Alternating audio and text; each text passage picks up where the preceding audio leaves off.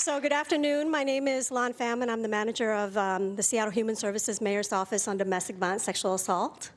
Welcome to the Engaging African American Men or Males in Ending Gender-Based Violence, Increasing Pathways to Safety, Justice, Reconciliation, and Healing. And usually I kind of go off script, but because we have such a full program and I was told I have 5 minutes, I'm going to really speed ahead and don't want to miss out on anything. So the mission of the Seattle Human Services Department is to connect people to resources and solutions during times of need, so we can all live, learn, work, and take part in strong, healthy communities. So that's really important for me to mention that, because that is why we're here today, is I feel like the work to end gender-based violence really is work that is centered around community building, and that's why we're having this panel. Our office is a funder, a convener, and a thought partner. And we don't provide any direct services, but on a regular basis, we work closely with over 30 community-based organizations and systems partners to provide prevention, intervention, coordinated response, and offender accountability. As a convener and a thought partner, we facilitate efforts to enhance local and regional response and co-host forums such as this about twice a year. Ending gender-based violence is a community effort, as I mentioned, and this effort did take a community. So before we begin with the program, I'd like to take this opportunity to thank our co-sponsors, the King County Prosecuting Attorney's Office and Seattle University, who I think there's some of you in the room today. You want to stand up and be recognized? Thank you. We also like to thank our co-presenters. My co-presenters are Marta, Idowu with the Seattle Office of Civil Rights, and Justice Lori Smith with the Washington State Court of Appeals. This effort would not be possible without our lead coordinator of the event, Maria Pintar. Maria, can you please stand up?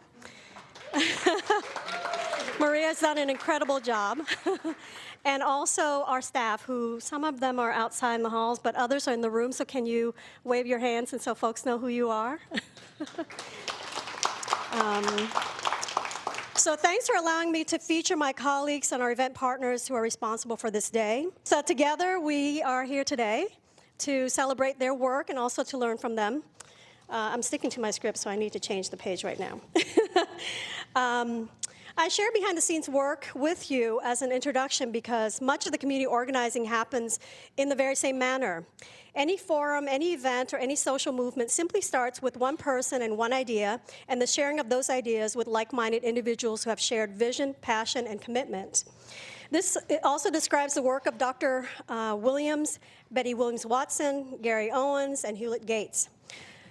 Those of you who know them as individuals know that they are trailblazers and that their commitment is not limited to ending gender-based violence, but it is in the greater vision of community building, and most importantly, bringing people along.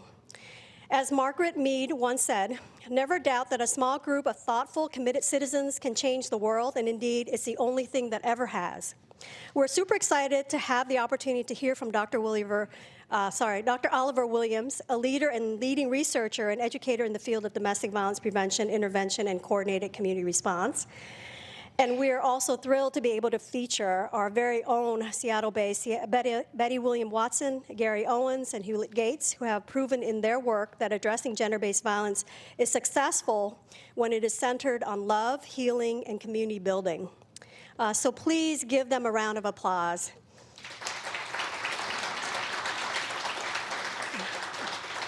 And so with that, I'd like to start off our afternoon by turning the mic over to Dr. Oliver Williams, who will be sharing with us a little bit about his work. We have about 20 minutes with Dr. Williams, and then we'll have 10 minutes for Q&A.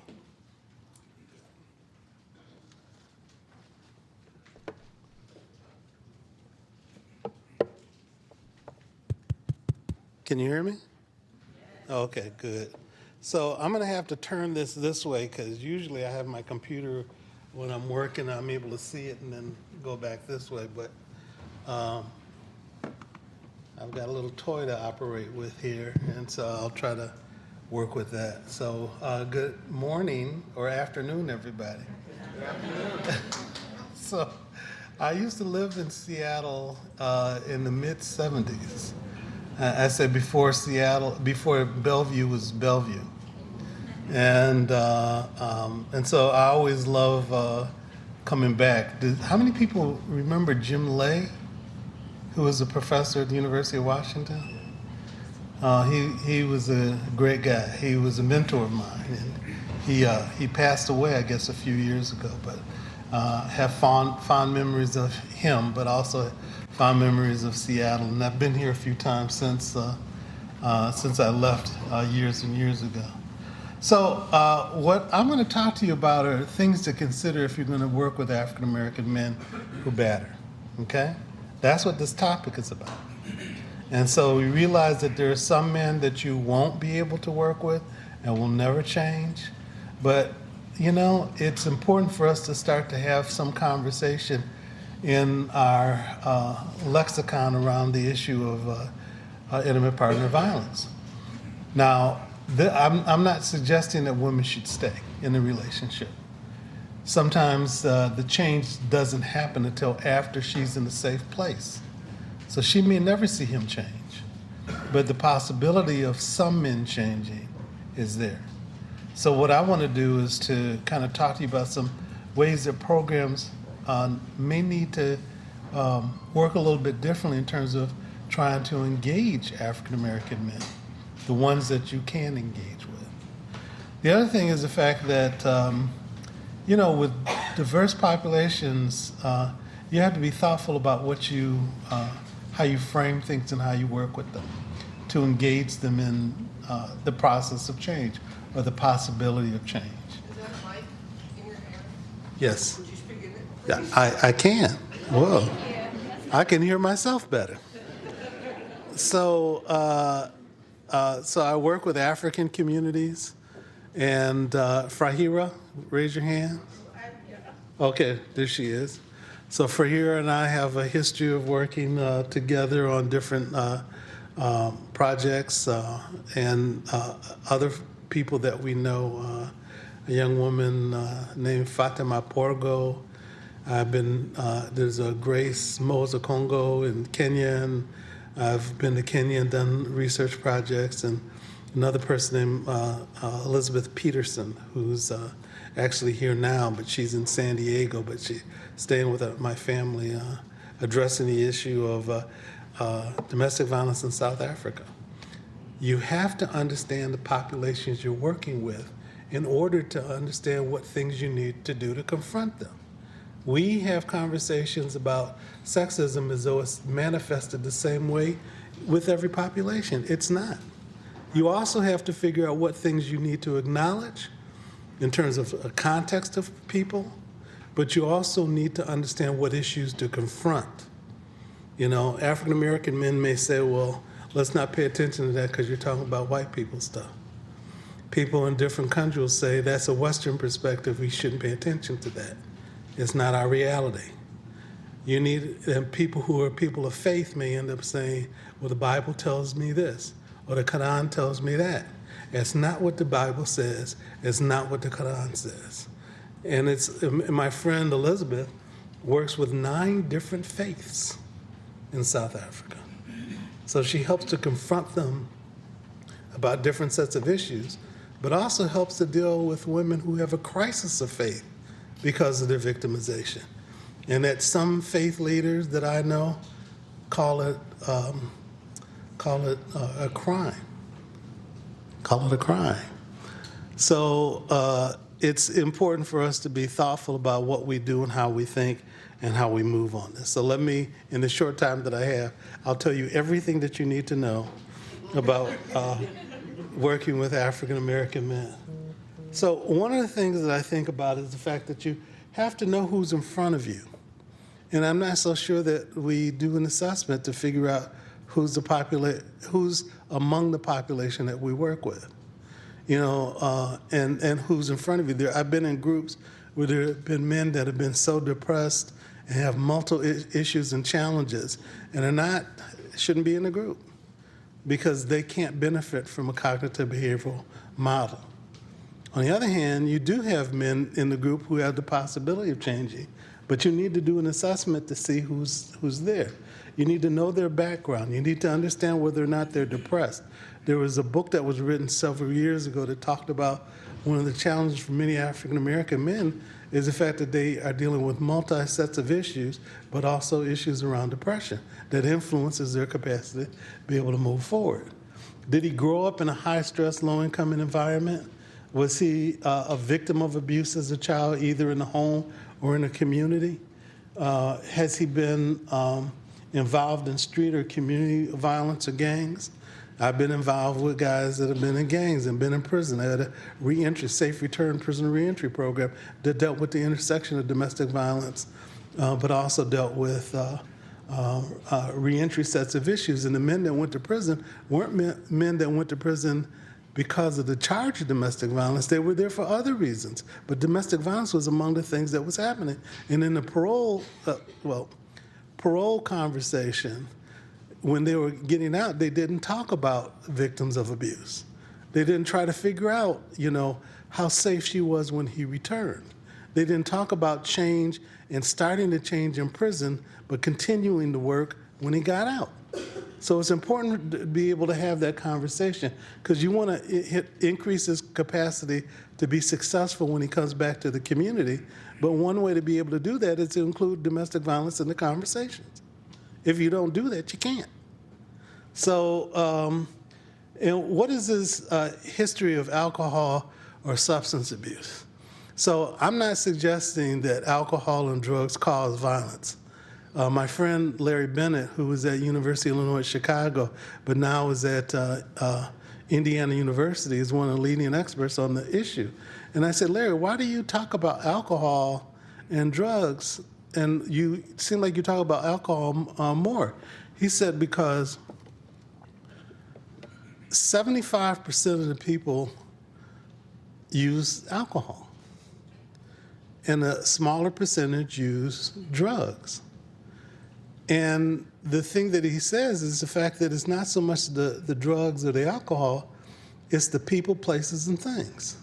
It's the environment that people surround themselves around, that where they make choices around people who make bad choices. So that's something for us to consider, but you need to ask the question, and people in criminal circumstances talk about people, places, and things if they're going to talk about changes. Do they change the people, places, and things? Did he grow up in a privileged environment? And has he been affected, and he has a belief that he should be treated differently? You heard that one young man that grew up and had, affluenza? He was so privileged that, come on. So, or does he, in groups, does he resist participation? And does he do it throughout the sessions? Some people, men who batter, are going to get into group and deny and resist.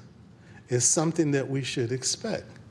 But some men may start to change, not because they're motivated, but they listen to other people tell their stories, and they see themselves in those stories. So does he start to change over time? The other question that we won't have time for is to measure the change over time. But it's important to ask questions about. Can he participate in group discussions? We talked about that. Does he withdraw? How strongly and how long does he deny his abuse? Does he see violence and abuse as a part of the way to be able to manage conflict? And with African American men, and many African American men, it's not only the violence towards women, but it can also be the violence towards other men. There's a whole literature that existed about African American men and violence, but it talked about male on male violence, and it didn't talk about male on female violence. It's a problem because I think we could learn from a lot of those researchers that focused on African American men and violence that give insight in terms of how he thinks and feels and behaves. One of them is a colleague of mine. His name is William Oliver. I'm Oliver Williams. He's William Oliver. We've been friends for a long time. I can tell you stories that will curl your hair, but I won't. So the other question is, know his worldview, right?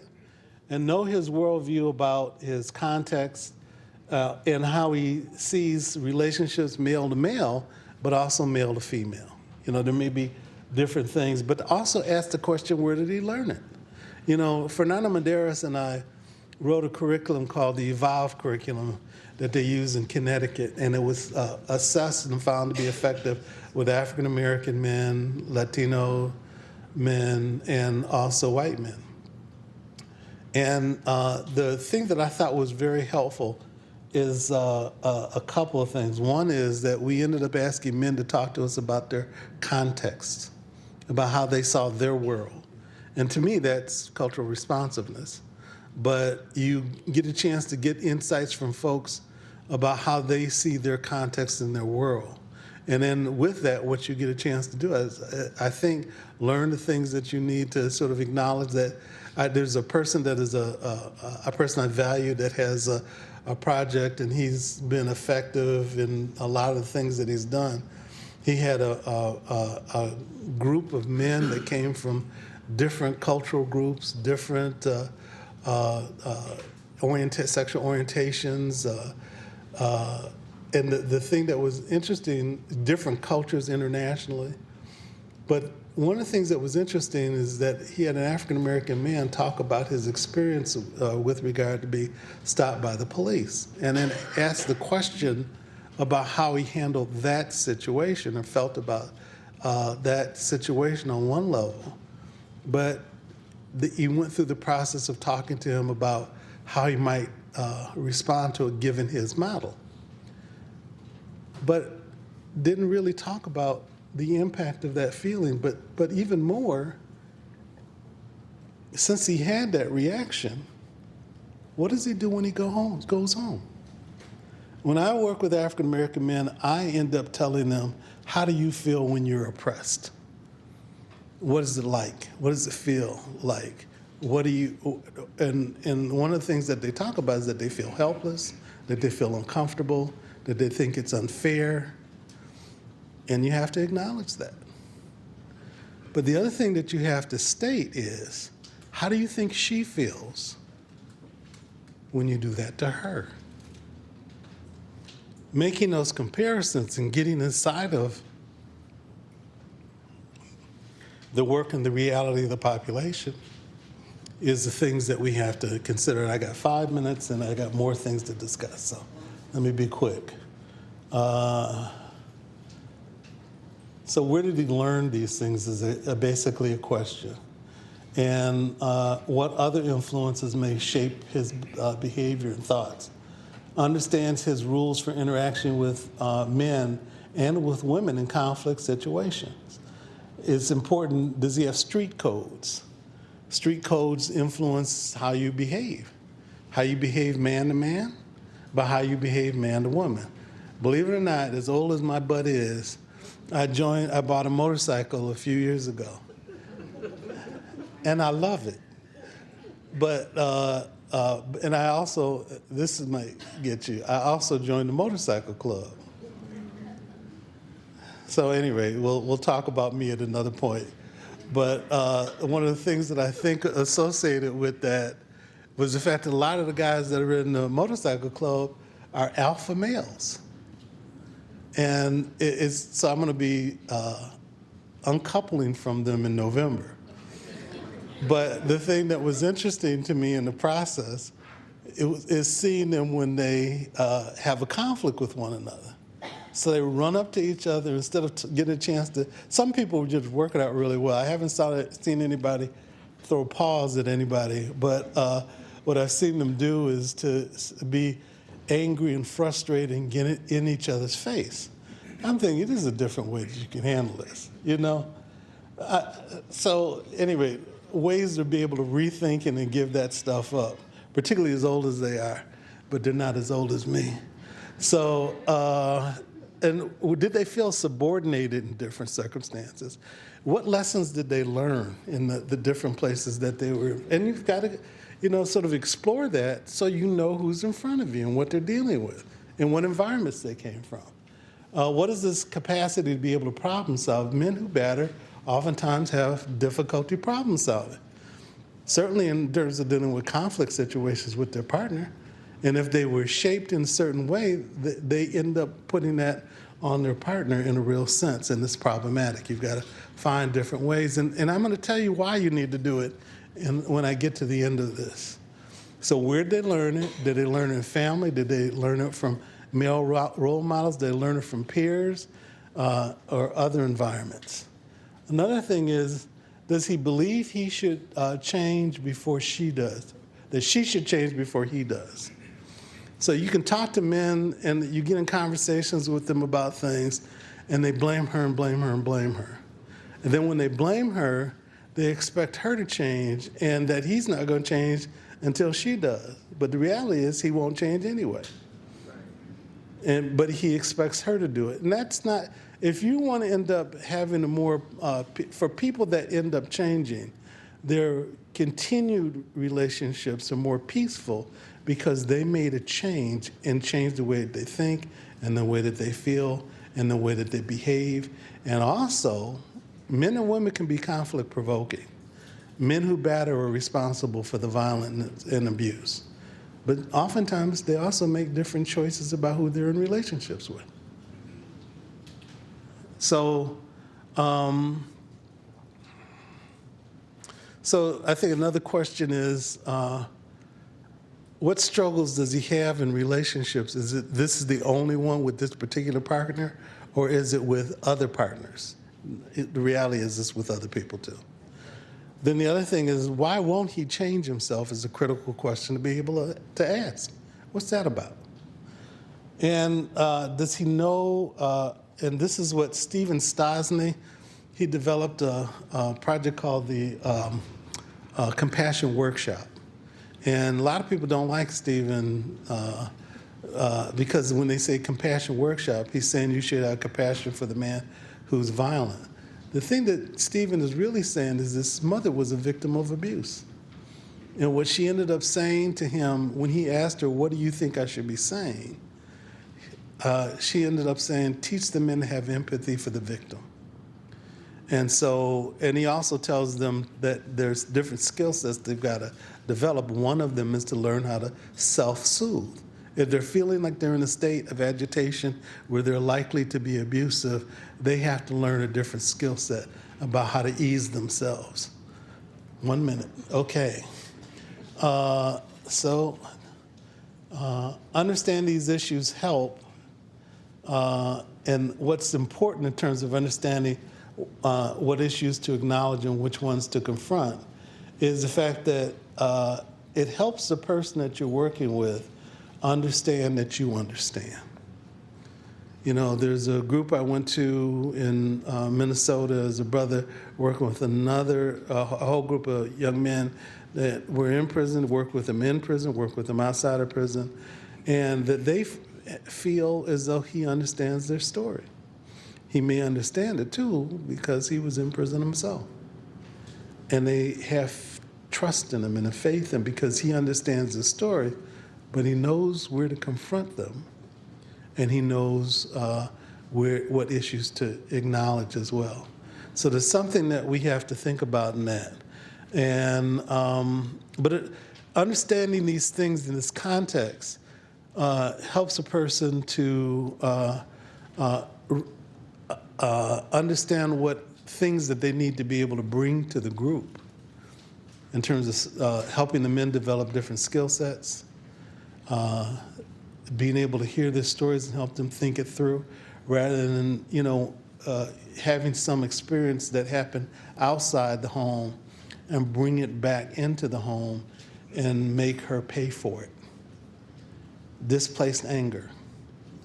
And that's an issue that I think that, we need to give some thoughts around. So with that, I guess that was enough time. Thank you.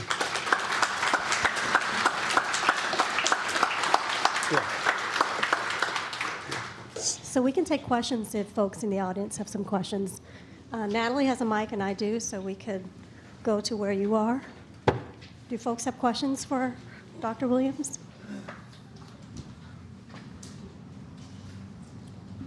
Hi, I enjoyed the presentation.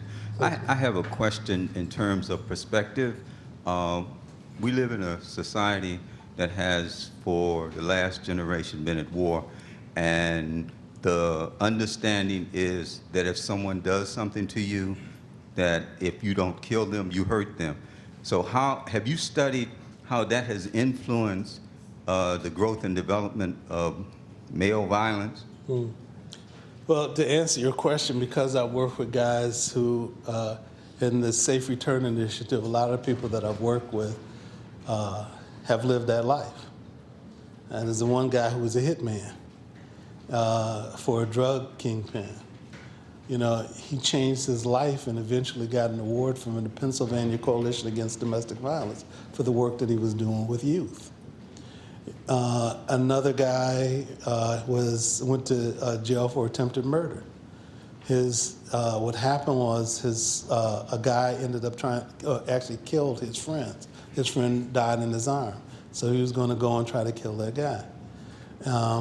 That guy changed, and he and his wife work with youth in prison and youth on parole. And there's another person, I don't have time to talk about him, but he's an interesting man too.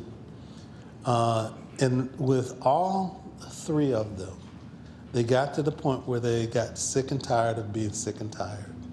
They realized that the life that they were living was not the life that they wanted to live.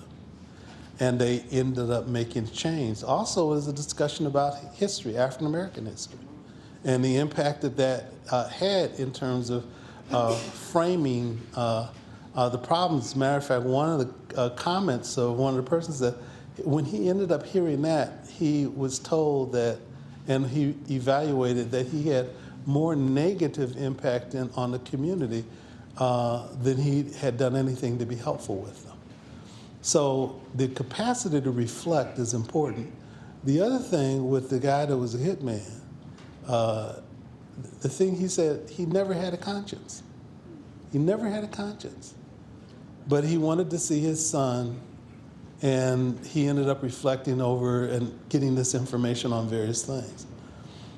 The thing that he said is that he had to grow a conscience. And so what we have to do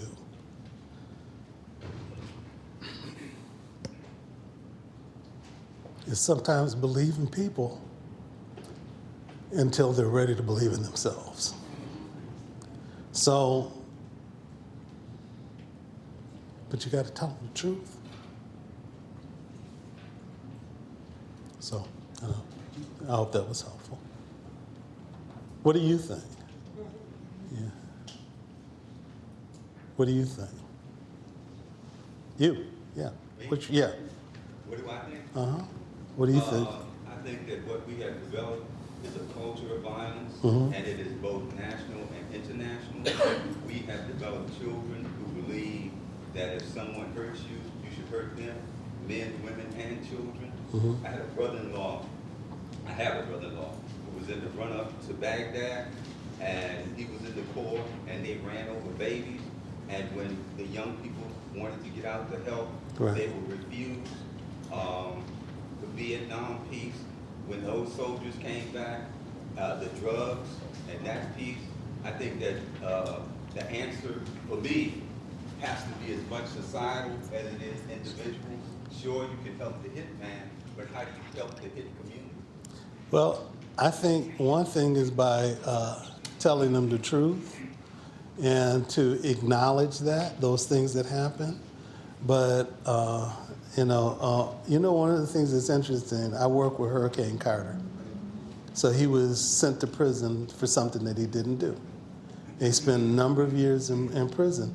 The thing that was interesting to me about what Ruben would talk about is the fact that during the time that he was there, he had to make his own transformation, given all the things that had happened to him in the community and the racism that happened there. But he said that he went into prison angry, ready to fight. And what he had to do was he ended up learning how to come out as a peaceful man. And I think that's in terms of the people that I've worked with, that's a reality. I would talk to, during my career, I've talked to African American psychologists that said that given the environment that we've been in, that seeing that violence occurs is a natural consequence. And so I said, well, I hear that, but one of the things is, too, it's also a negative consequence to our families. So one of the things that I think it's important for us to be able to do is to recognize that violence towards family is maladaptive. People may call it adaptive, but it's not. If it hurts the families, it's not. There's my friend in South Africa, she's got a project called Men Affirming Dignity. So her father's a part of it.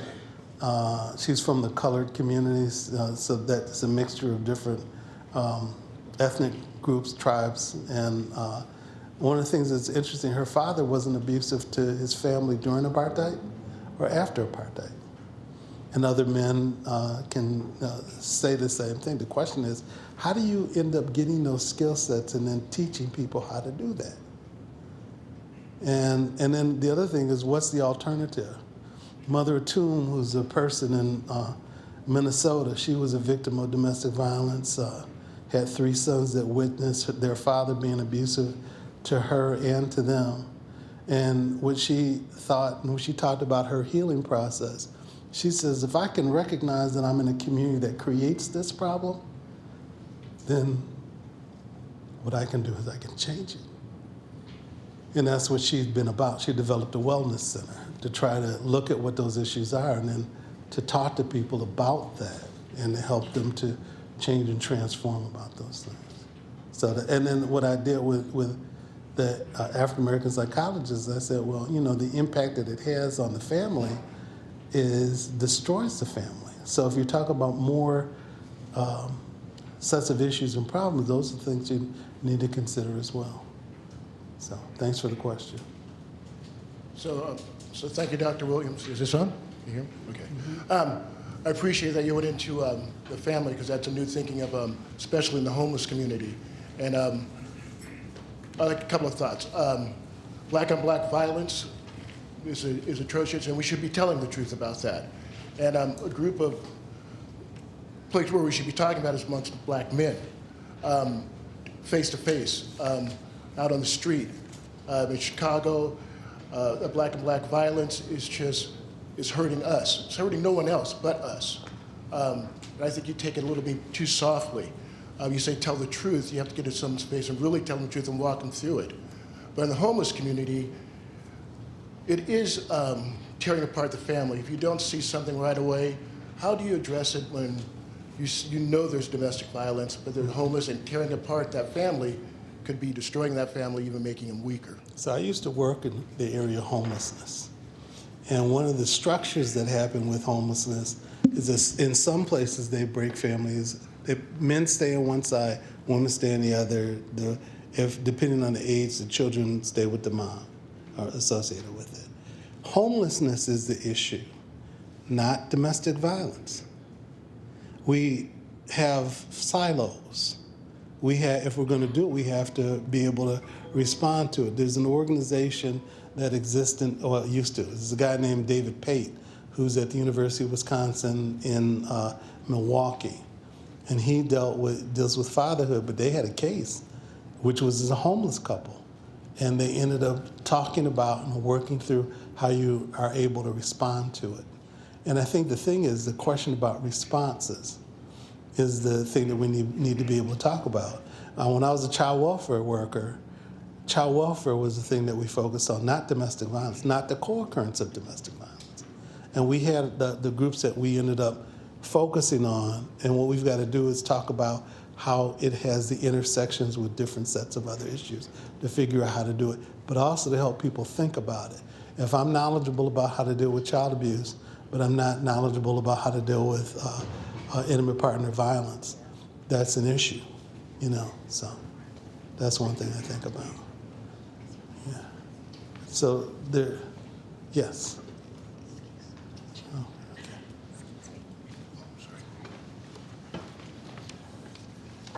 I thought that was you, Adrian. Hi. Hey.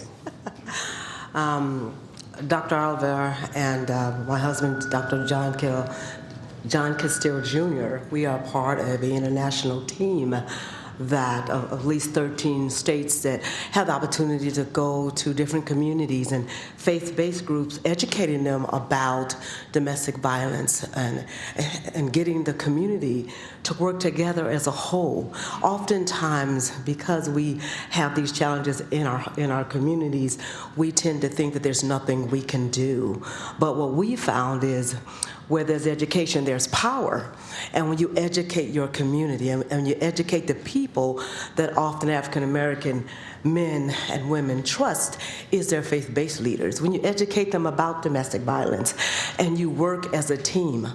Dr. Castillo and I have the first African American mental health agency that opened up in 1986, and we have had the privilege to work with African American men and their families and faith-based groups to bring the awareness of domestic violence. And oftentimes there's a lot of underlying issues such as mental health that have been hidden in the family because of shame and various reasons, which create other behaviors such as domestic violence and substance abuse. And we believe we have created programs because we believe people can change.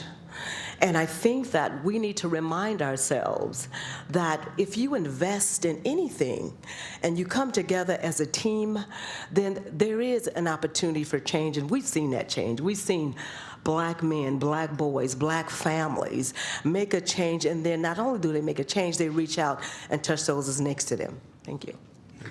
She's talking about the African American Domestic Peace Project. Yes. I started it several years ago and found people are doing good work in different communities. She's from Tacoma, but her and her John Castillo have programs in Seattle as well. And so in one program in Mississippi, Bishop Roderick Mitchell has a rape crisis line in his church. He funds a shelter. I'm going to talk about it tomorrow, but John Castillo. John Castillo is her husband, Bishop Roderick Mitchell. And he's in Cleveland, Mississippi, and the name of the church is New Life Church, and the shelter that he supports is Our House with Dr. Pat Davenport. And they train lay people. Well, they train lay people to listen to people who are victims in the church. So it's a lot of good stuff. Go to AADPP, African American Domestic Peace Project. So aadpp.org, and you'll see different conversations with folks. Okay, I'm sorry. Yes. Dr. Oliver, my name is Alison Simon. So I'm a survivor. Mm-hmm. I survived domestic violence. I live in 4 different domestic violence shelters throughout the U.S. as a single mom. And what I know about my abuser is that he never get well from it. Mm-hmm. What I know is that I found the gun that he bought, that he was going to murder me, and with the bullets and the note in it. And he was planning to kill me in front of all my co-workers. Mm-hmm. He said he was going to send a message to the world. And that caused a lot of trauma, for me. That prior to that, he mashed up my mouth, so I had plastic surgery. And people say, why I didn't leave? And I used to want to leave, and I was afraid for the threats. He threatened to kill my family if I leave, so I stayed. But that day when I found the gun, I think I was over it. I was like, I've got to find a place to hide. And so living in the shelters throughout the different states, meeting other women who's going through the same thing as I, and realizing that some abusers just never changed. Right. And he spent all these 18 years trying to kill me, sending threats, and up to today, I still traumatized. He recently passed, March the 16th, and I think that was the only time I got a release in 18 years, is after his death. I mean, sorry to sound cold, But I believe when he passed, and by illness, that was my time. This is my time, and it's the first time in my life that I have peace of mind.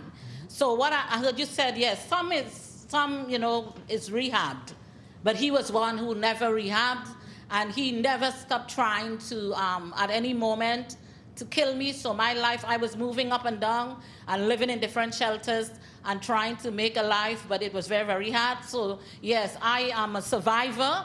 I battled cancer during my shelters, and I'm a cancer survivor and a domestic abuse survivor as well. So I am a living miracle today, and I'm really thankful for my life, and I am, so I just want to thank you. But I know how it is, and as a victim, was a victim, and I'm not bitter, I'm better. I'm a poet, and I put all of that into writing. I'm working on my book because I hope to publish it. But be able to help my sisters and my brothers and to help them to understand what really goes on in your mind while you're going through the abuse. Because I hear over and over, why you didn't leave, what happened, why you stay so long, 25 years. And I try to explain them, but it's hard for them to understand. Right. Thank you. Thank you. There's a video I did. I have a website called Will, W-I-L-L, the number 2, the digit 2, not T-O or T-O-O, will2change.org. And I did a video a while back called A Journey to Healing. And so sometimes people say that, you're a survivor or you're a victim, or you're a thriver. But there's some women who always have the desire to heal. And people have to go through different stages to recover from trauma. But the other thing that is important too is that some people make that journey to healing. There are 4 stories of women, 3 of which that were shot by their husband and left for dead. And they talk about their process of healing. We did that after interviewing 60 women about their experiences in terms of recovery and transformation. And then we interviewed adult children who were exposed to the domestic violence as well. So the process of healing is something that's important. We have to include that. But the other thing is we have to talk about the stages so women can assess where they are in the process, because it is a process. And sometimes women think, I always see it as, I'll be real brief, or briefer, is that they see themselves like on a lake, and that there is this turbulent waters and lightning and all that stuff, and they think they're on that path alone, but they're not. There are a lot of people on that path, and then they eventually get to the place where they have this peaceful seas.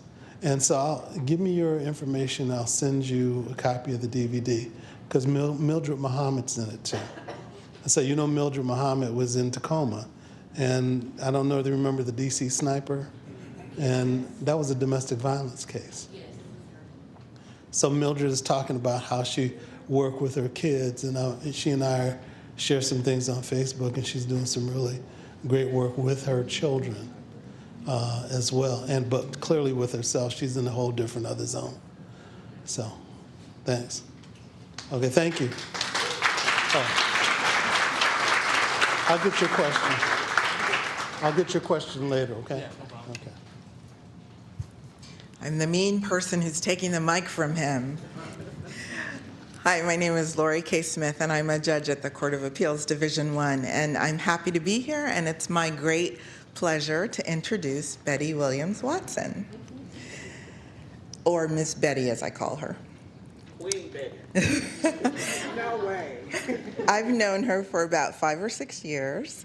I met her at a domestic violence symposium where she was speaking, and I, like so many others, was swept away by her.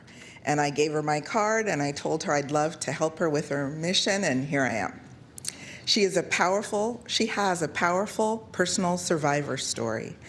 that was featured in the Cindy Award-winning, Emmy-nominated, internationally recognized Broken Vows: Religious Perspectives on Domestic Violence. And it reminds me of a quote from Maya Angelou.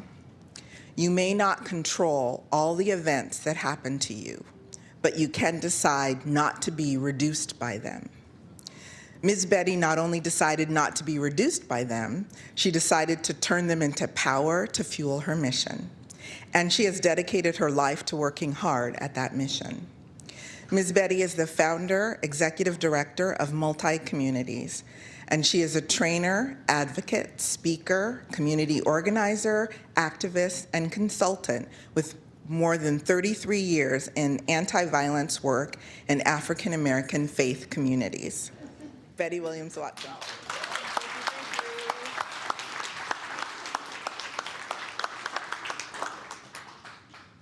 I need the podium to hold me up. Let us travel very briefly through the African American woman poet, Nikki Giovanni. You never know when we meet. Is it an introduction with polite handshakes and an exchange of names? Or is it with eyes that ask, can you maybe love me? It seems I've always wanted to be grown and warm and loved and free. Yet you never know until it stops that you were, until the dolls that some call children had children you think of as dolls. And you remember, yes, maybe I was grown up, perhaps wider for sure, more patient, less tolerant. Who knows what exactly? Until it stops. Love is more than stopping that ache. It's paying those bills, cooking that food, and cleaning this house. Answering when someone says, Mama, and hoping it's a child who calls. Did we meet when we were only a dream of each other? Or did we meet when there were the cries of labor or fever or no work this week? Do we know because of an exchange of glances each other?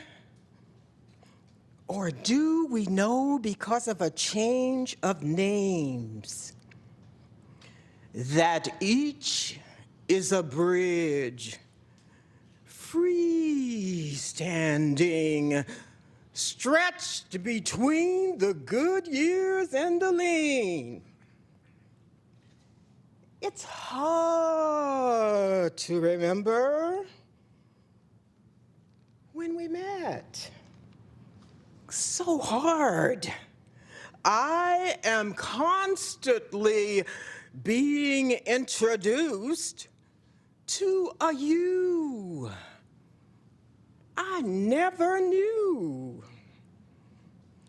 I offer you the same. Hello.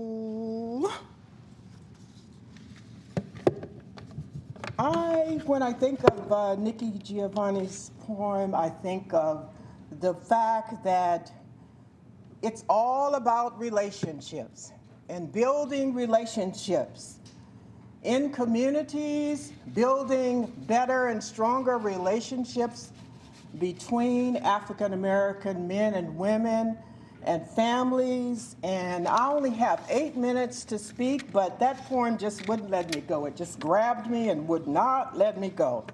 So I wanted to say that we utilize a wraparound multi-layered team approach within faith communities to address these issues.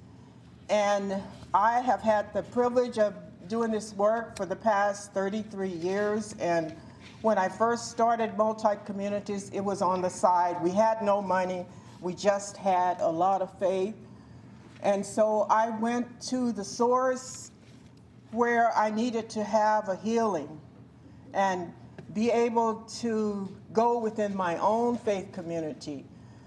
So I went and I approached the preacher, and by the way, his name is James Hurd.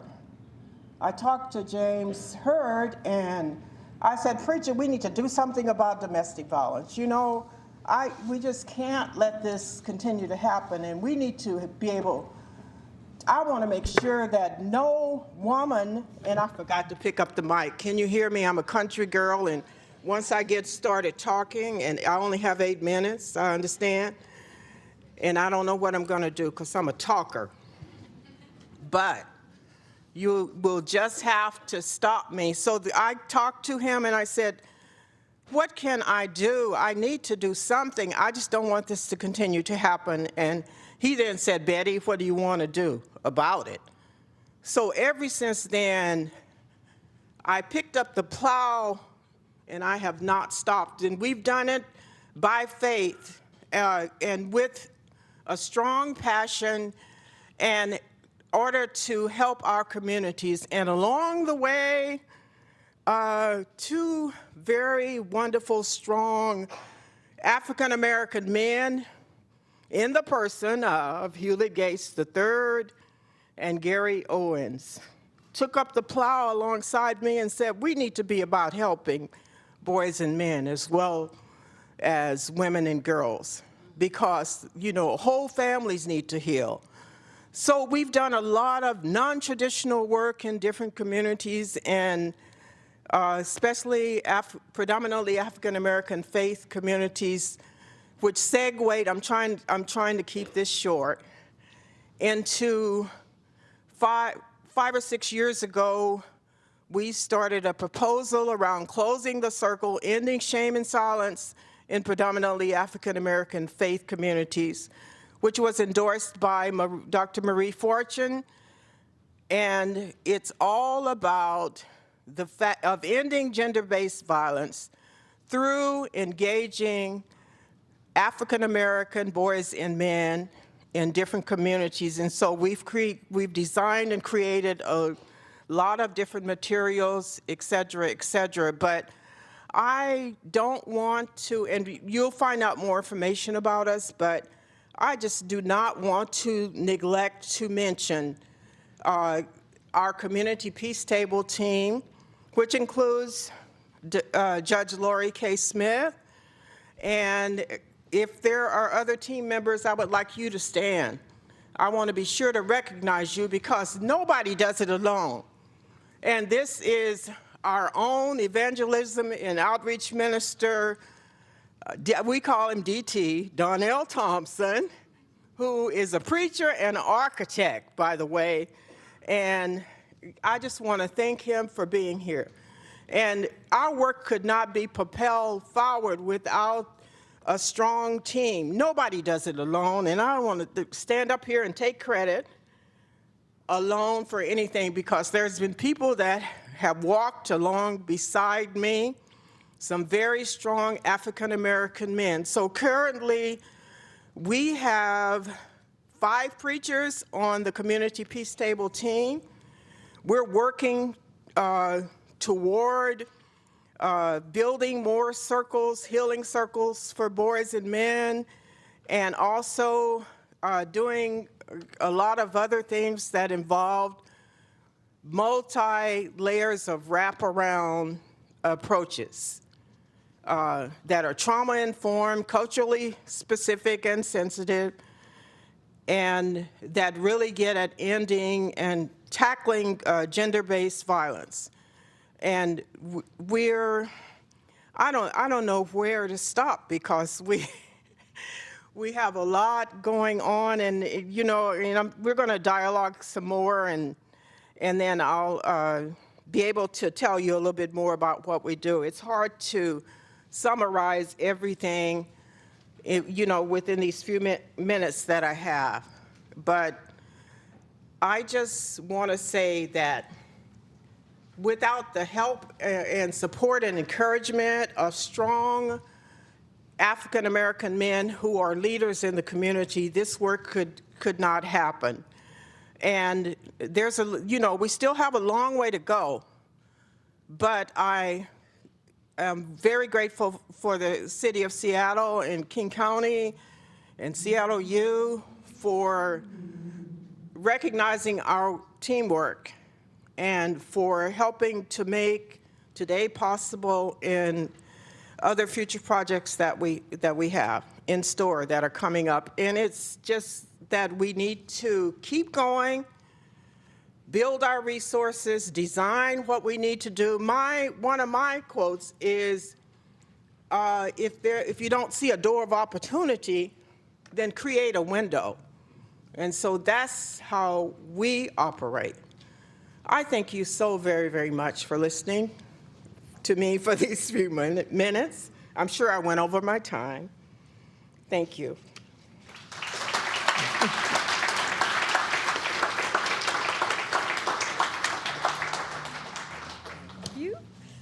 At this moment, if the panelists could go and make their way to the tables over there, we're going to start a dialogue. And we have a number of questions. We have a number of questions that we're going to be asking, and we want to get going on that right now. So I want to just say that my name is Marta Idowu. I'm with the Seattle Office for Civil Rights, and we enforce the anti-discrimination laws. We also hold all the work of the Race and Social Justice Initiative. We also have 4 commissions that do race-based work and community-based work around their issues of the LGBTQ Commission, the Seattle Women's Commission, the Disability Commission, and the Seattle Human Rights Commission. And as I was earlier kind of going around, talking to people around in the room, kind of getting engaging who was in the room, I met some new friends. And so now I have some new friends. And so one of them said, hey, I'd be happy to answer a question for you. So my question is for all of you to think about, and then we'll have our friend over here answer it.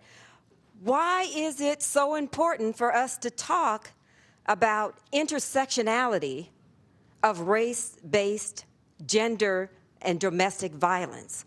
Why do we have these conversations around these areas? And why don't you introduce who you are and tell us and give you the, come on, you're my friend now. Remember, you talked to me and you told me, right?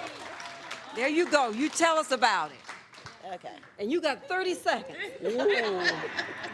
So the conversation, the intersectionality, and I've said this many times before, you cannot talk about the African-American black man and not talk about the black woman. And so we specialize with African-American women around domestic violence.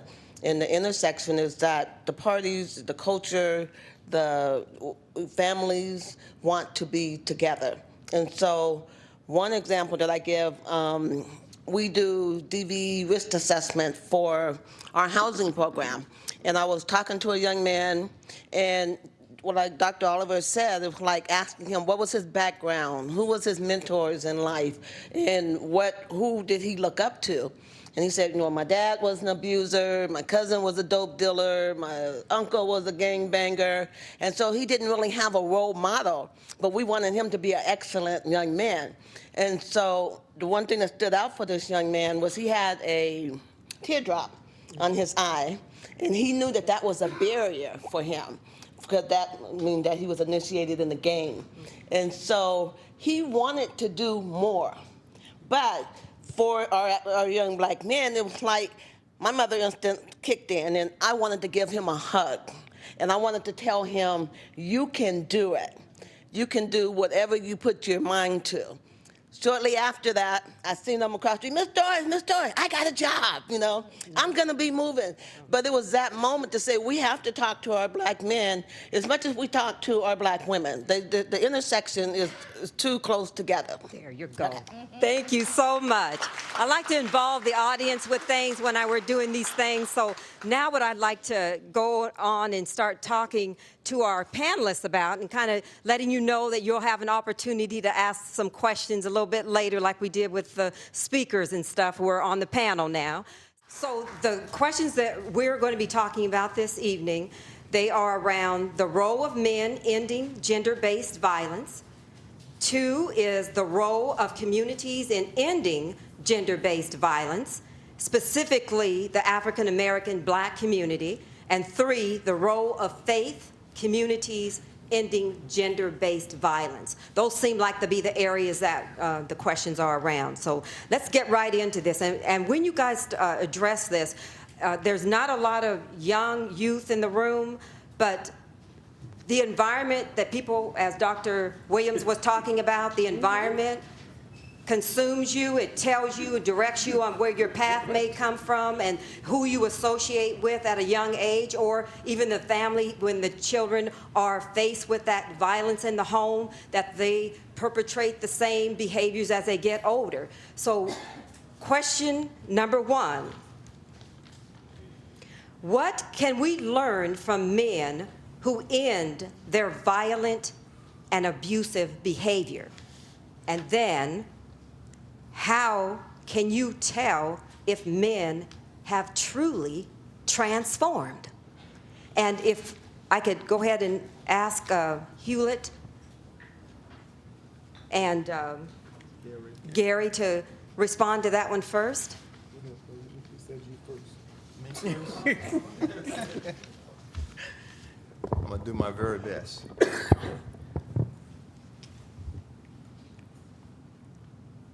I have found in my life and working with African American men. Speak up, brother. Oh, okay. Thank you. I have found in working with African American men, the challenge is convincing them that they're good. There's good in all people. So I'm not going to preach, but I know that when God made man, after he made him, he said, this is good. And what I have found in challenging our men is that there's good within them and that there are robbers trying to rob them of that. And instilling in them and speaking into them, it gives me an opportunity to create an avenue, a way for them to make them realize that there's greatness within them. And in the community and society, there are robbers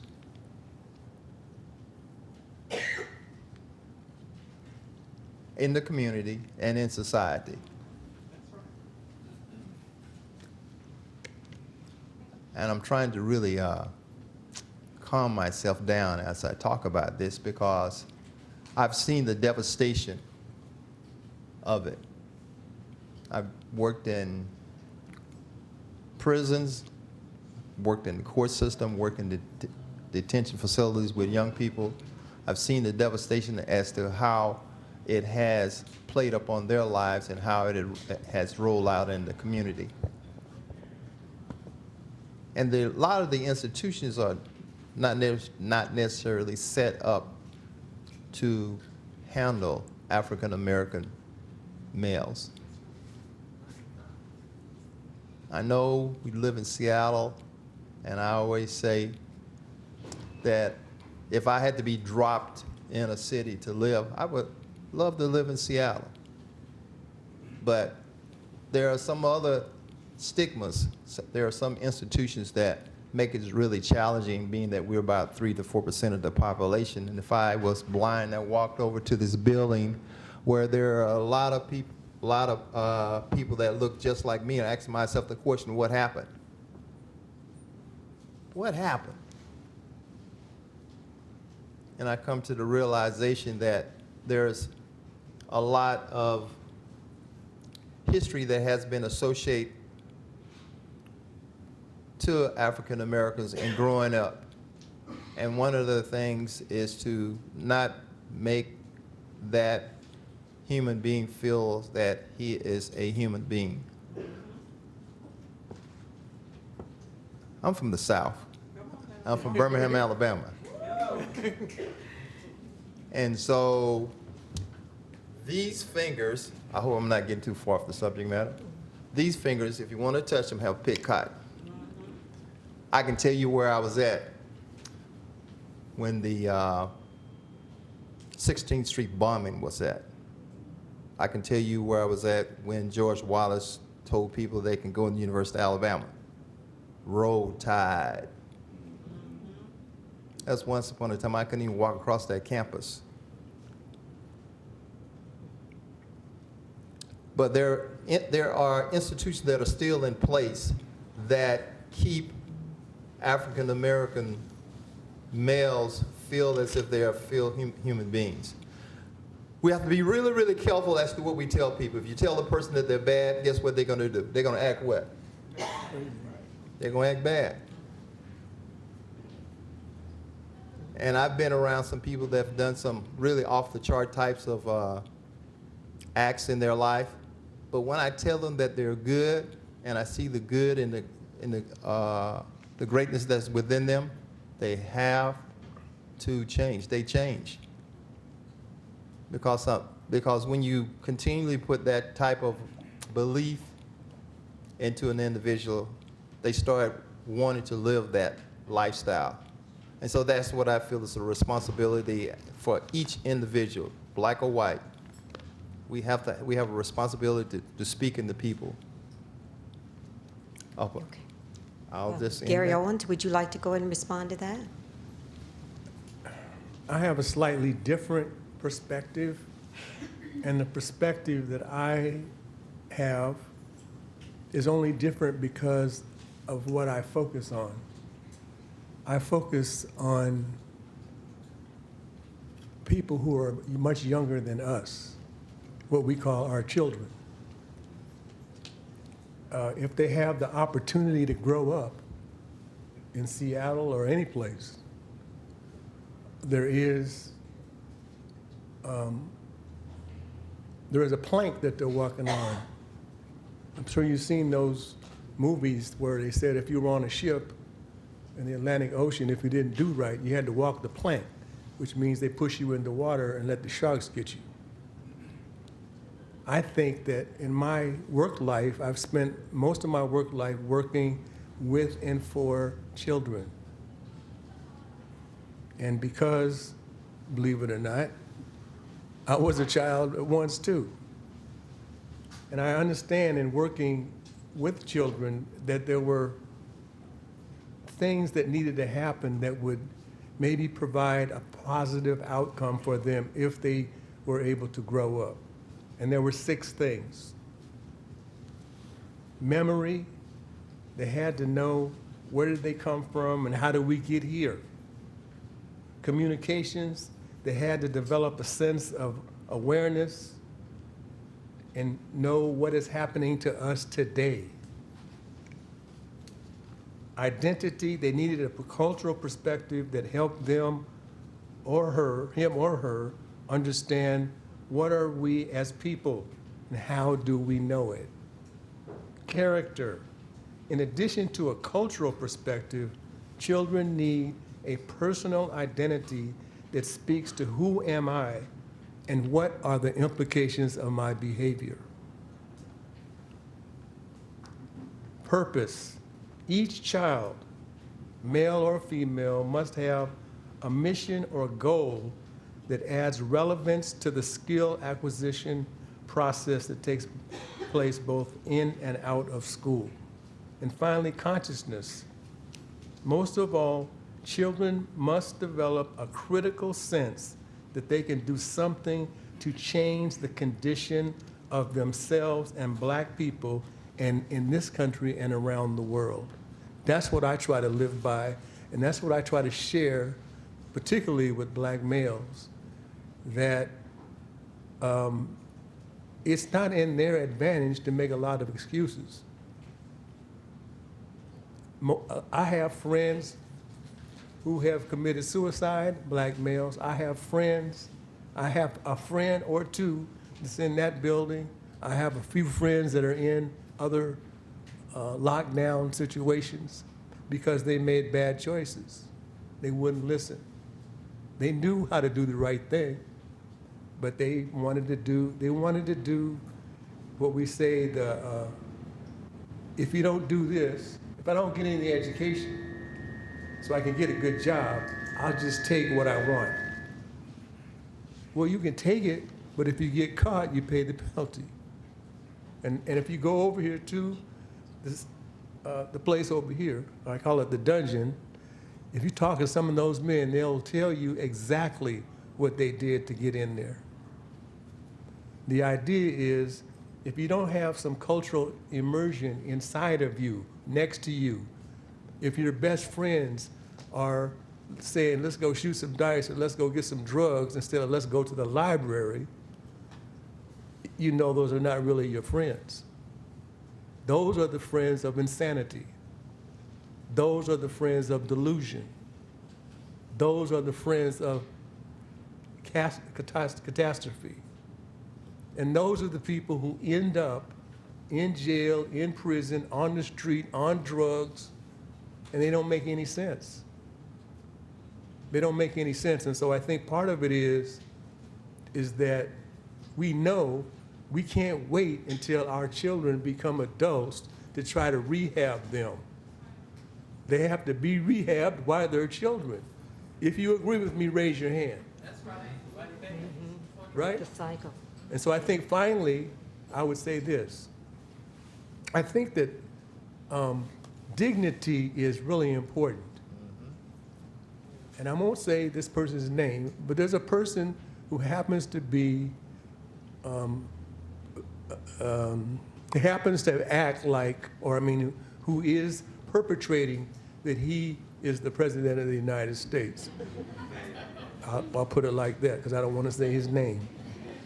But he does everything he can in his power to degrade people who look like some of us in this room, right? Not just because of our race, because of our gender, because of where we came from, because we don't lie as much as he does. And I think that has a great impact on our young people, because if you look at who preceded him and you look who's there now, it's like night and day. You go from dignity to disaster overnight, and that hurts our children. And so we must find, all of us must take the high road and make sure that our children have higher aspirations to do the right thing, even if it means you have to do it by yourself. Maybe your posse, last thing I'll say, maybe your posse won't come with you, but maybe you have to be the leader to show the way. So I think it's very, very important. Thank you.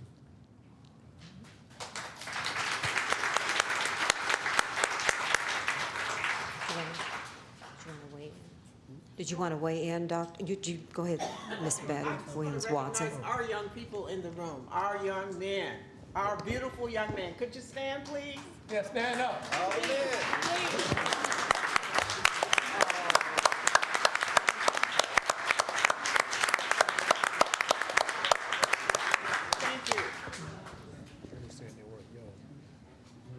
Would you like to weigh in, Dr. Williams, on that question? Yeah, I want to make sure that I'm, Real close to you. Could you repeat the Yes, question? I certainly will. Okay. What can we learn from men who ended their violent and abusive behavior? And how can you tell if men truly have transformed? There's a guy named Dominic Watkins that's in San Diego, California, and he was a man that was an abusive man, and he started to change his behavior, and now he's doing training for the military, and he's doing training in different countries around his change and transformation, to the point where his ex-wife, he does training that includes her. Now, I like that, but I also like the fact that that men who have changed, if they lose that relationship, and many of them I think should lose the relationship where they were abusive, and they get into another relationship, I think they need to tell their new partner the truth and not hide it, and let their behavior speak for itself. And I've seen men who I thought had changed, and they kept their histories secrets from their partners. And you can't trust that. So there's something about being transparent about, and let me tell you this one story. I was doing a project with a colleague in Chicago, and they got a group of men to talk about domestic violence. So there were 5 men in the room. 4 of the men were talking about the fact that they had to, keep it straight and to keep the woman in check. And there was one guy that said there was mutual fighting between them. Well, there was one man that said that he had been in 3 relationships where he was in abusive in 2. And he says he was in a new relationship and he didn't want to mess that one up. And he talked about the changes that he made in his process. And when the men kept trying to encourage him to behave in negative ways, he refused. And he started talking about what the right thing was to do. If you can be in the midst of people who are trying to tell you to do something negative, but you choose to do something right, that's something that you can more likely trust. But the other thing is, when people say I'm sorry, on the one hand, it feels good because people want to hear that. Want to hear that apology, want to have some sense of justice in some way. But don't pay attention to what he says, pay attention to what he does. And if he's not behaving in those ways, if he's still degrading, if he's still being abusive, if he's still verbally and emotionally and financially and sexually abusive, that's not the person that you feel comfortable with. And again, I think women should, in my opinion, even though it's one of the most dangerous times for a person to go to leave, is to leave. I've heard a number of people talk about the fact that it was the best thing that they could have done. And stage 1 in the healing process for women is recognizing that your life can be different. And it doesn't have to, you don't have to be in a situation where you're continually abused. And there's a lot of things associated with that. But the second stage is finding safety. And so, if a person's in a place where they don't blame themselves, he's not continuing to blame her for her victimization. The person that does the violence is 100% responsible for the violence that they do. So people that can acknowledge that, and men that acknowledge their negative behaviors, you can, and then work to be different. Those are people that you can have more comfort with rather than people who don't. Thank you. Okay. What are 2 of the most valuable lessons you have learned in working to engage men, specifically men in the African American and Black communities? What are 2 of the most valuable lessons you have learned in working to engage men, specifically men in the Black and African American community? Go ahead, Mr. Owens. Let me answer it this way. I think the things that Black men have tried to overcome has to do with what I've learned is what they call the 5 Ds. And the 5 Ds was an analysis provided by Professor Jewel Taylor Gibbs out of UC Berkeley. And she came up with this analysis that said that young or older African-American males consistently get described by one or more of the 5 Ds. The 5 Ds are deviant, disturbed, delinquent, disadvantaged, and dumb. That's us and some of the men out there. That's how we get described. And so if you think that that doesn't have an impact on you, that means that people have no positive expectations of you at all. So the fact that you're in the joint over there, or the fact that you're homeless, or the fact that you're addicted, or the fact that you've left your children and your children don't have no daddy, that's par for the course because of the 5 Ds. So I think part of the challenge for us, all of us, not just black people, is to figure out what are we going to do about the 5 Ds. If we don't believe that they're true, that means we have to spend a lot of time of our children and other people's children so we get the respect that we deserve. We get, our spirit gets honored. When we make a mistake, we get maybe some acumen of forgiveness, and that we also figure out that people have dignity, and we try to appeal to the things that they would do that would be a good example of their dignity, like not just thinking about yourself, but about thinking about somebody else. And that's hard. It's hard because we live in a society that focuses so much on what's good for me. It's my money, my job, my resource, my clothes, my whatever, and we don't think about the other people. We walk past the 11,000 whatever homeless people every day without saying anything to them because they're broke down. They don't have nothing to say. What are they going to say? Some of them probably can read. We know, I mean, I'll say that, I'll end on this. I see more homeless people actually in the library than I see on the street. And I see them reading the New York Times and Washington and the Journal, right? The Wall Street Journal, which means that somewhere in their life they were connected. They got disconnected and now they're throwaways. And can you imagine if you add race to that, it even gets compounded even more significantly.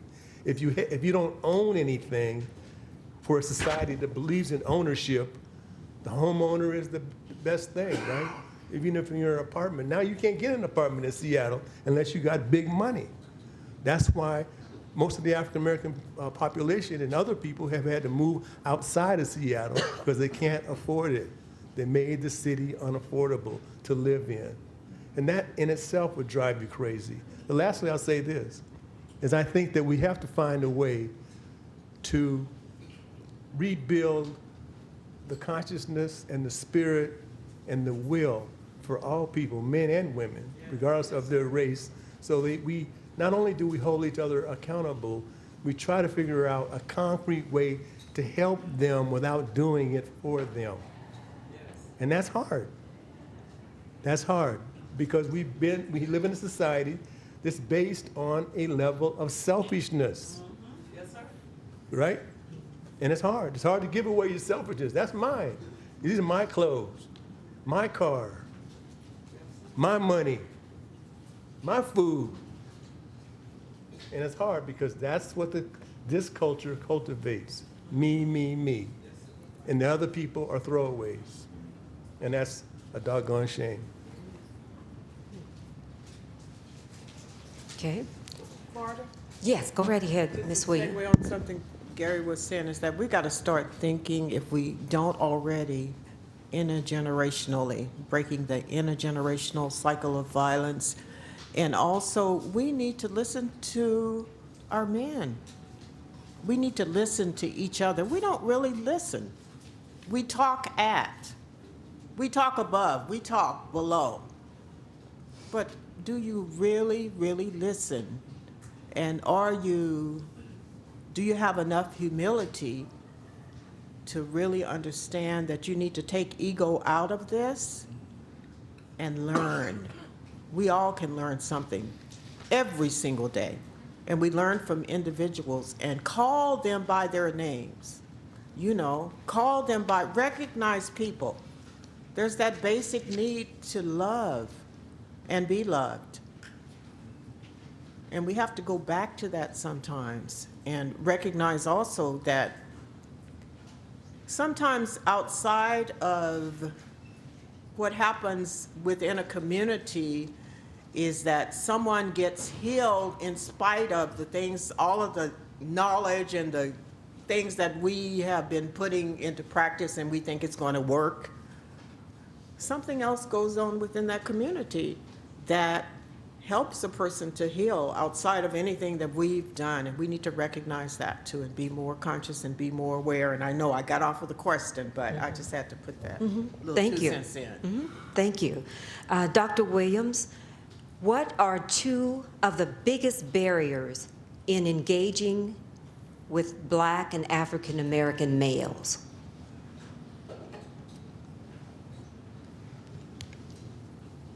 Well, I think let's talk about Black males first, because it sounds like that's the diaspora. And unless you understand people who come from those various communities, you miss things. So a one-size-fits-all approach is not especially effective. So when I think of Black, I'm thinking about the different groups of people that we're talking about engaging. When I think about African American men,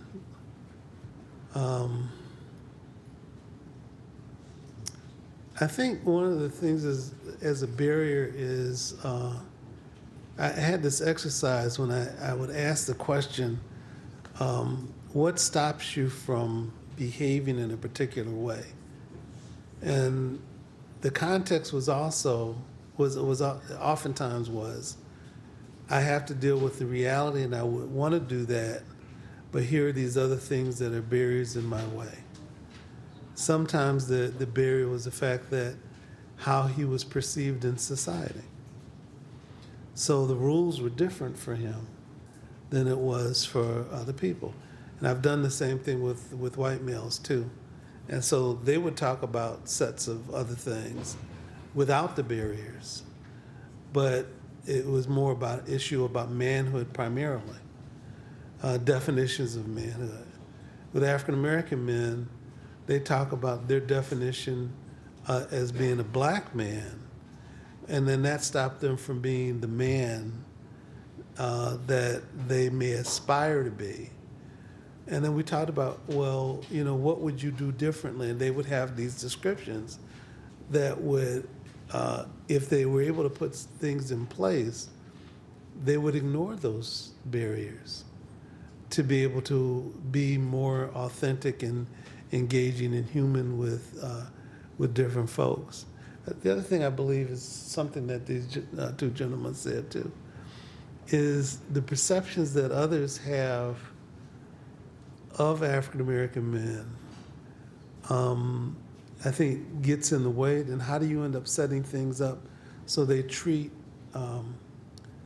themselves in an environment where they're treated more generously, but at the same time when people are doing, I grew up in the city of Detroit, and I grew up in neighborhoods and had peers, and the peer environment could influence how you think and how you behave. And so I think when we're dealing with young people who grew up in environments like that, we have to realize the influence about that environment and then talk to them within the context of that. And how do they manage to behave generously, because there's some people who are very generous and giving and positive with it, but sometimes there are people who make other choices. and it's problematic. I think we have to talk about it in that context, because if we don't, then I think we're not helping them work through it in their reality. So, Anybody else like to say anything about that? Would you like me to read it again? What are two, oh, wait a minute, let's see. I'm trying to remember which one it is now. Okay, here it is. What are two of the biggest barriers to engaging Black African American males?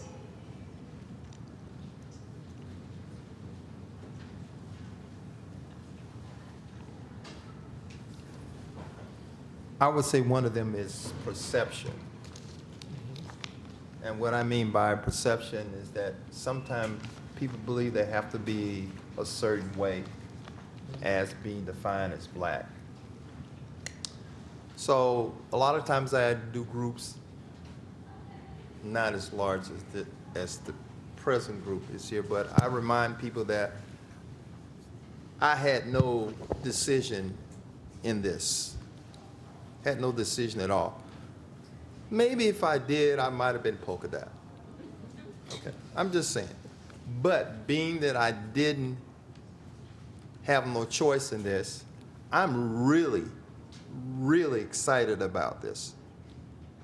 And what I have to convince a population that I'm working with a lot of time, that they have to be excited about just as who they are, rather than what they are trying to become. And when I get a person to realize that just walking into a room and being who they are, they should feel good and proud about that. Not to let that be a barrier, because a lot of people have lost sight of who they are. And what they try finding themselves is getting wrapped up into something that they want to be rather than who they are. Not everybody's going to be MJ. Not everybody's going to be LeBron. You're going to be who you are. And what I do my very best is to instill into those individuals to be the best as to who they are. Because so often, individuals are caught up in thinking that they have to be associated or attached. And this is where individuals get caught up in associating with individuals that are negative, that will bring them down, put them in places where they find, based upon their behavior, they're not necessarily able to walk into that particular place because, as my grandmother would say, they're empty, whack, and making a lot of noise. I'm from the country. Okay. So in other words, I'm saying is that I know that that's one of the barriers, is getting a person to become comfortable within their own skin and learning how to make that work for them.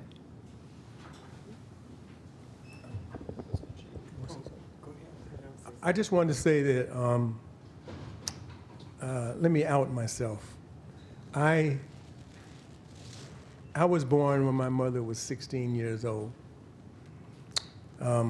My birth father never wanted to have anything to do with me.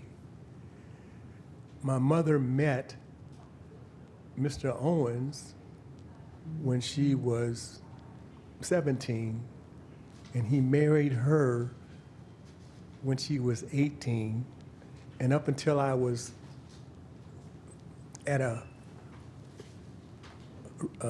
one of my auntie's house, who liked to drink a lot, she spilled the beans and told me, you know, Sylvester is not your daddy.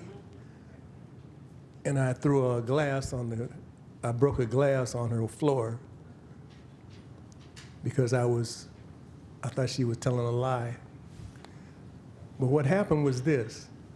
My mother hooked up with Sylvester Owens. She fell in love with him. He treated me like I was his firstborn son. And he thought that after I found out that he wasn't my biological father, that I would abandon him. And what he didn't know is that from the time I was less than 1 year old, or about 1 year old, he was the only dad that I had. Now I had his name. People used to lie to me and say, you look just like your daddy. They weren't really lying. They were talking about my other dad, my birth daddy. I said, I'm supposed to look like my daddy. Who am I supposed to look like, Bozo? You know, so, but the reason I'm saying this is that I think within our communities, there's a lot of confusion about our identity. Who is our daddy? Your daddy is who's taking care of you. The biological piece is what it is. But my daddy was taking care of me, providing a home, teaching me how to ride a bike, teaching me how to play baseball and football, hugging me and all that, and be proud that I had his name because I was his first son. So I think that there's a lot of misnomer, I guess, about the role of black men as it relates to their families. I think that those men in there who are separated from their children are hurting for real. I think that if they were working, they were on the East Coast or the Deep South and they lost their job and they took what I call the hobo train and ended up in Seattle, one of the reasons that I think that they start taking drugs is they're trying to numb themselves from the fact that they have no connection with their family, their kids. Somebody else or nobody is raising their kids. Who's going to teach them how to ride a bike or play baseball or take care of themselves or get a job? Who is it? Well, if it's the street, you're going to end up over there, right? That'll be your legacy. And I think that's part of our collective role in this, no matter what race you are, who you are, to make sure that we replace those kind of sagas like mine is one of many, to make sure that all kids feel that they're wanted, they're loved, they're appreciated, whoever they are. And if somebody who is not your daddy wants to be your daddy and is a good man, he needs to be taken in. But I don't think we're not quite there yet, but I think we're going to get there if we want to survive. And I think that's important because the people that I grew up with who really didn't have a daddy felt something was missing, and they acted real crazy, and I couldn't figure it out. And I think so I think part of it is that we need to figure out a way that we help young black men heal from the trauma that they've been exposed to that's not their fault. So they end up doing the right thing. Try to get as much education they can, get a job, get married, maybe have some kids. Do the opposite of what your dad did to you. Nurture your children, love your children, teach your children dignity, and then you'll be all right. You know, I agree with that. And there's a program in Baltimore, Maryland, and it's called, there's a guy named Joe Jones who's the executive director of that project, and it's Responsible Fatherhood. And Joe has a story of his own. I won't go into it, but he ended up creating this situation where he gets men who didn't have fathers in their lives to be engaged with their children from infancy to adulthood. And so I think that's important. But the other thing is my colleague from South Africa, she's got this project, Men Affirming Dignity. And the thing, in the African American Domestic Peace Project, there's efforts to be able to identify men too who are examples. I think the other, we have negative examples, but we have a lot of positive examples. You know, my dad, my brother passed away years ago, and he's got these sons that are remarkable. My dad passed away when I was 16, but he's with me every day. And then my older brothers, who are old enough to be my dad, were people that were examples in terms of how you're supposed to be with your children. And so I think identifying those people in the community, because I think there's active teaching, but that's passive teaching. In Batters groups, you ask people, you know, what were your models? And you ask them, who did you see? And they can talk about the negative examples. But then you ask them who the positive examples were. The men that they never saw beat their wives or their aunts or their cousins or whoever. And I think it's important to be able to identify those people. That's what Elizabeth is doing, is she's trying to identify the people and make them more present. We sometimes will do it passively. We know who they are, but we don't have it organized in the community so that people can see them. And it's not just sports stars. Right. There are people who are not in the public eye that we need to hold up. So Great, thank you. And in the interest of time, we have, I would like to address this one to Bettie Williams-Watson. Churches. I'm still on this other thing, honey. Okay, I'm still on this other, if I can be, just for a minute. Okay, we only have 2 minutes left, and I want to see if you would just answer this question, and then if there's time, you can interject the other things, Okay. but we're trying to stay on script here, if you don't mind. All right. Thank you so much, because we want to get your question, this question to you to answer. Okay. Churches, temples, places of worship are also places where people build support, trust, and community. Bettie, your work of engaging men has its roots in faith. Could you talk about this and why focus on faith communities in engaging Black and African American males in ending gender-based violence? Writer Evelyn C. White has said that the Black church is the lifeblood of the community, and I can't explain all this in 2 minutes. You know, it's impossible.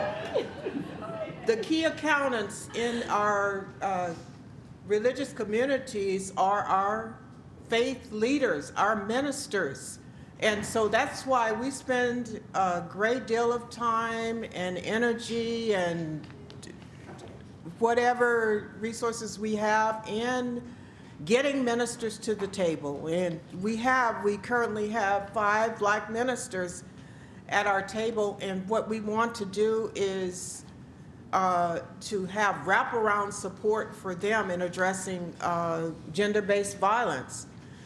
And you know, it's a table where there's a lot of work that still needs to be done, but we're getting there, and we need to recognize that those are the role models in our faith communities, and that 70% that women, our African American women, are very strong in their faith. And that's a place that we need to heal. We need to go back to the place of healing and getting true sanctuary within the churches. And religion is very, very important to us. It's important to our men. And like I said, I can't, you know, I don't have enough time I could talk for 2 hours about this, answering this question. I appreciate the time, your time, though. Thank you so much. And this is going to end this part, but we want to open it up now for anyone out in the audience for the next 10 minutes to ask a question. And I see some hands up. The gentleman there in the middle was first. I'm glad that you all are here. But I want to say this before it slips my mind. We don't recognize that there are men that are abused as well, because I am one of them. I'm a survivor of it. Twice I have been involved in relationships that I have been abused. And because it's unreported, nobody knows that men suffer. We suffer the same way that women do. The same attributes, the same things that women go through, abused men go through it as well. But we have learned to keep ours quiet because it's been all about the woman being abused. nobody knows that men gets abused. My question to each one of you, is there any program that's available from males that have went through this problem as well? My apologies to you. We do address that.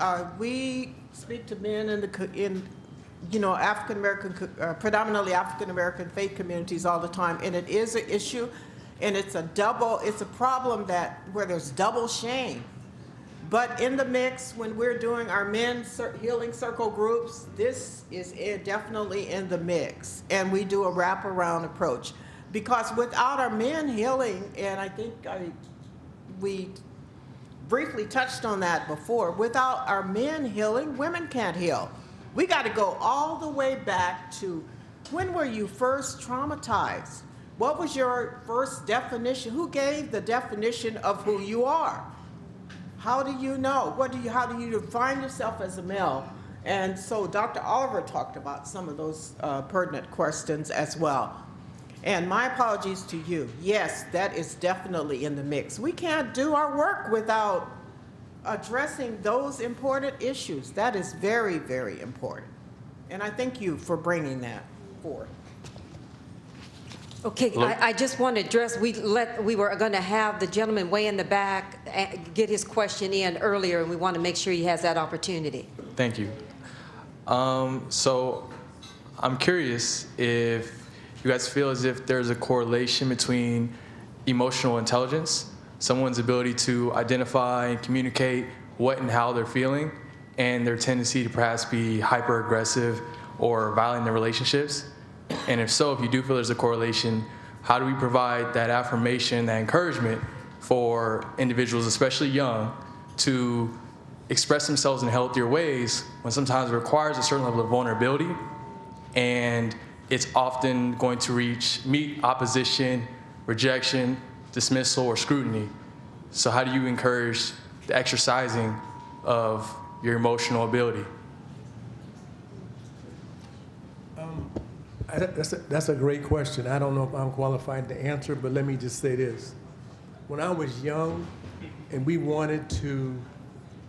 young men wanted to be thought as being attractive or cute or whatever to the girls, the thing that I learned from my culture was I had to treat them with respect. I had to act like I had some sense. I had to be well groomed. I had to be generous. I had to let sweetness come out of my voice, not anger. And under any circumstances, I was not to lay a hand on her under any circumstance. Even if she slapped me, I wasn't supposed to slap her back. I say this, those kind of issues are situations have been lost. And so now we have to rebuild the consciousness of all of us to know that we have to, if you want dignity, you got to give dignity, right? It's reciprocal. And so I think part of it is that I think that black men have been terrorized, and so they want to just push the terrorization that they feel onto whoever. And mostly it goes to not just black women or women in general, but black women, but black men too. That's why they're in the penitentiary. They did something they know was wrong, but they did it anyway. And then if you say now, if you're in the joint, do you feel better about what you did? No. No. And so I think part of it is we have to figure out a way to have some true reconciliation that people take seriously, not just words. You can say anything you want. I mean, maybe the most overused words to somebody is, I'm sorry, when you know you're not sorry. Say it all the time. Oh, I'm sorry. You sorry you took my money? You sorry you hit on my wife or my girlfriend when I wasn't looking? Come on. That's hypocrisy. And I think we have to remove the hypocrisy out of our culture and out of our conversation, because it's easy to be exposed. I mean, that's the way I would answer it. Okay, so I'm going to make a couple of comments, and I am qualified to answer that question about emotional intelligence. But when I'm visiting from North Carolina, I'm just here for this week for training, but I wanted to real quick, you guys spoke about consciousness and spirit, and I wanted to bring it to our attention.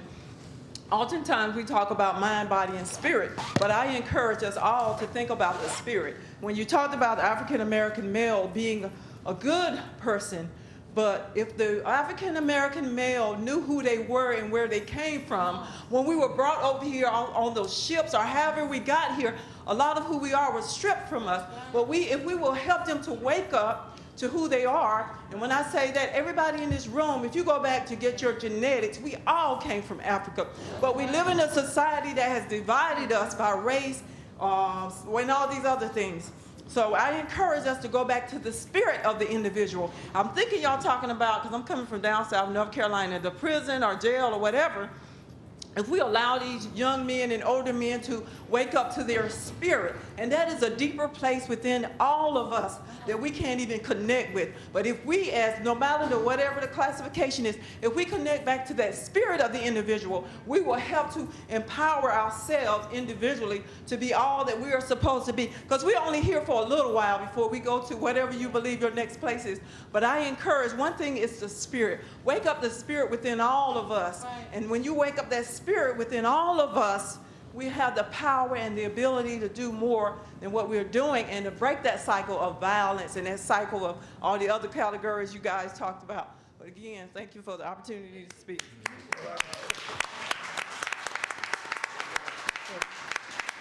So, another lady. Probably one last question. Yeah, this will be the last one.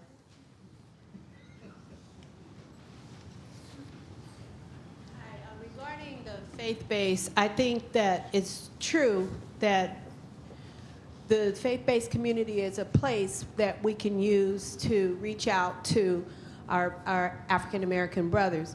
However, if you've been to a church, there are a lot of them in there, you know, and there's a reason that they're not, because a lot of them feel threatened by the man up in the pulpit. So my question is, how can the church, how can the African-American faith-based community reach out in an effective way to our African-American brothers, understanding that they already they feel some kind of way, you know, about the church, but, you know, they're in the faith-based community. How can you do that? We, in our community, we have tons and tons of places of worship, and the only thing that they'll let us do is to come and use their room for an hour. But they won't come to us and to help us counsel some of our brothers who need help from a brother. You know, so I'd like to know, well, what do we got to do to get these men of God to come and help the brothers? Okay, that's my question. Well, I have. You know, that really is. I can tell you about some churches that I've worked with. You know, as the African American Domestic Peace Project, mostly the people that are in there have a faith perspective about the work that they do, and that they have training about domestic violence, and they don't see domestic violence organizations' goal as to break up the family. They look at violence against women as a crime. But there are some places that clearly have programs that work with men who batter. So Ephesians 5:22 talks about the fact that women should submit. That's not what the chapter talks about.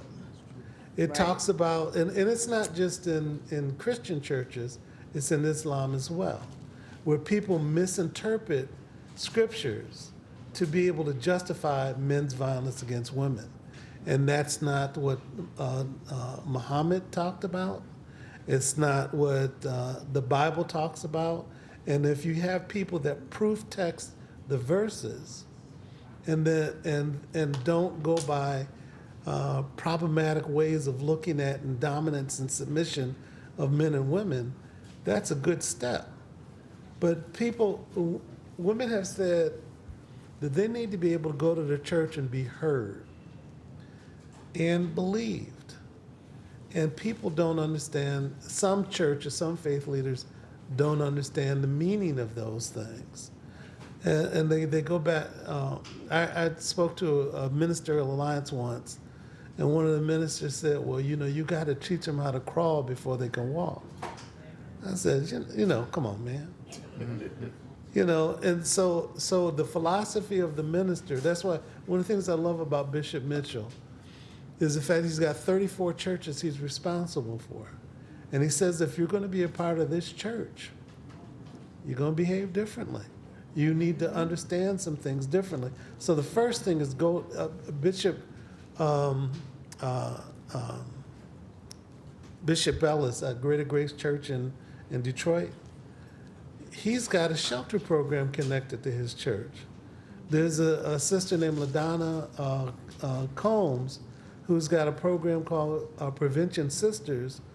And what she does is she organizes first ladies in the church from around the country and sometimes around the world to have conversations about how to respond differently in those environments and how to respond to victims of abuse. So you've got to have people who have to get themselves in check first, and they have to understand the problem, and they also have to make a ministry. So a lot of churches, a lot of programs, a lot of churches have different ministries. There was a period of time they didn't have a health ministry. Now they do. There was a period of time they didn't have a substance abuse ministry. Now they do. Some churches have a domestic violence ministry. And one of the things that they do